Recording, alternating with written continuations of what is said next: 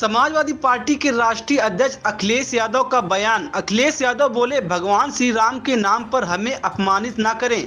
किसी ने हमसे पूछा था न्योता के बारे में, हम अपने घर और पार्टी कार्यालय पर कोरियर का पता करके आए। आप लोग हमें कोरियर की रसीद दिलवा दें, कम से कम। जातिगत जनगणना होगी, सपा की पुरानी मांग है, जातिगत जनगणना हो। बीजेपी के लोग, उनके विधायक भी चाहते हैं, आज नहीं कल तो जनगणना होगी। पीडीए की लड़ाई बिना जाति जनगणना के पूरी नहीं होगी। सामाजिक न्याय तभी संभव है। बीजेपी के पीछे उद्योगपति लोग हैं, उन्हीं के हिसाब से नीति बनती है। सीट शेयरिंग की बैठक में राष्ट्रीय महासचिव जा रहे हैं। 2022 और 2019 के आंकड़े उनके पास हैं, अच्छी चर्चा होगी। युवा दिवस के मौके पर अग्निवीर योजना को लेकर अखिलेश बोले, आज मैंने एक खबर अखबार में पढ़ी है जिसमें चीफ और आर्मी का बयान था, जिसमें उन्होंने कहा कि 2027 तक 1 लाख फौज कम हो जाएगी। भर्ती में पीडीए के लोग हुआ करते थे, इसीलिए सरकार ने पक्की भर्ती को रोककर पिछड़े, दलित और अल्पसंख्यक को नौकरी न देने की व्यवस्था अग्निवीर के लिए जानबूझकर लाई गई है कि भगवान श्री राम के नाम पर हम लोग को अपमानित न करें। आप ही में से कोई साथी एक आया था, शायद हमारे पास अगर रिकॉर्डिंग होगी तो हम देख सकेंगे, सुन सकेंगे, जिन्होंने ये कहा कि आपको न्योता मिला है और उसके बाद सच्चाई सामने आई, वो न्योता नहीं था, वो कोरियर से भेजा हुआ कोई न्योता है जो अभी तक नहीं पहुंचा है। मैं आने में देर किया हूं, मैं घर पे चेक करके आया हूं कि पहुंचा है कि नहीं पहुंचा है कोरियर। पार्टी कार्यालय में भी अगर किसी को कोरियर मिला हो तो हमें बता दें।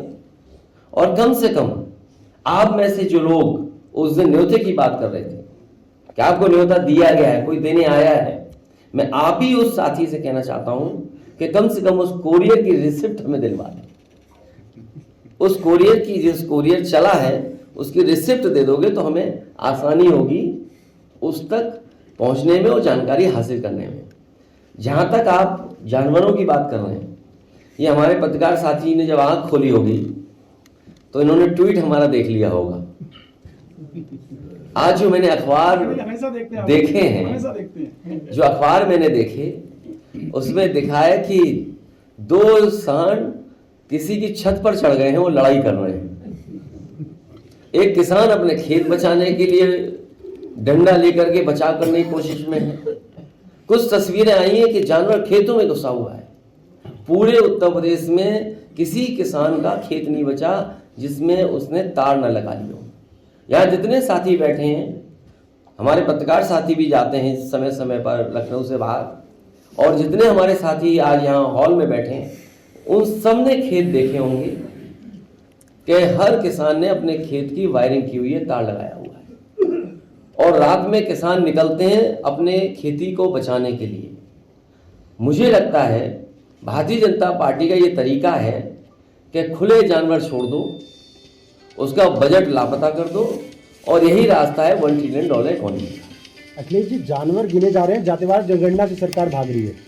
वो जाति जनगणना होगी, जैसा भी आदरणीय उत्तर प्रताप जी ने एक बात कही, उसी को आगे जोड़ते हुए मैं कहना चाहता हूँ, समाजवादी पार्टी की बहुत पुरानी मांग रही है। और मुझे याद है आदरणीय उदय प्रताप जी नेताजी के पास आए थे, एक बहुत पुरानी बात है, और उनके साथ बहुत सारे और प्रतिष्ठित सम्मानित लोग भी थे, और उस समय जाति जनगणना की बात नेताजी कह करके लोकसभा में उठाया गया था। लालू यादव जी भी थे, शरद यादव जी, और जब उठाया गया उस सदन में मैं भी था, और मैंने अपने सामने देखा था कि किस तरीके से नेताजी, शरद यादव जी और आदरणीय लालू प्रसाद यादव जी के साथ साथ दक्षिण भारत के सभी नेता और देश के बहुत सारे सांसद उस लोकसभा में इस पक्ष में थे कि जाति जनगणना हो, और जाति जनगणना को लेकर के भारतीय जनता पार्टी के लोग भी चाहते हैं, उनके विधायक भी चाहते हैं। आज नहीं कल जाति जनगणना होगी, और जाति जनगणना होने के बाद आबादी के हिसाब से हक और सम्मान दिलाने का काम समाजवादी लोग भी करेंगे, और उस विचारधारा से जुड़े हुए लोग भी इस लड़ाई को आगे बढ़ाएंगे। जो पीडीए की लड़ाई है वो बिना जाति जनगणना के पूरे नहीं हो सकती। सामाजिक न्याय तभी संभव है जब जाति जनगणना हो, और हमें उम्मीद है कि बाबा साहब भीमराव अम्बेडकर जी का दिया हुआ संविधान के तहत जो पिछड़े हैं, दलित हैं, अल्पसंख्यक हैं, आदिवासी हैं, आदि आबादी के लोगों को सम्मान दिलाने का काम समाजवादी पार्टी लगातार करती अखिलेश जी, है। इको गार्डन के अंदर कुछ महिलाएं प्रदर्शन कर रही हैं। वो योजना का नाम है बीसी सखी। आज वो तकरीबन 18 दिन से बैठी हुई हैं। उनके जो योजना के तहत 75,000 रुपये उनको दिया गया था महिलाओं को, और 75,000 रुपये यानी काम के लिए सामग्री खरीदने के लिए दिया गया। आज उनसे 4% ब्याज मांगा जा रहा है। वो महिलाएं वहाँ बैठी, उनके बारे में क्या कहेंगे? ये बात आप समझ लीजिए, भारतीय जनता पार्टी के पीछे सभी कैपिटलिस्ट लोग हैं, उद्योगपति लोग हैं। जैसा उद्योगपति कहते हैं वैसी पॉलिसी बनती है, और कई फैसले ऐसे हैं सरकार ने जो समय समय पर वापस लिए जब जनता का विरोध हुआ है, चाहे वो लैंड एक्विजिशन हो,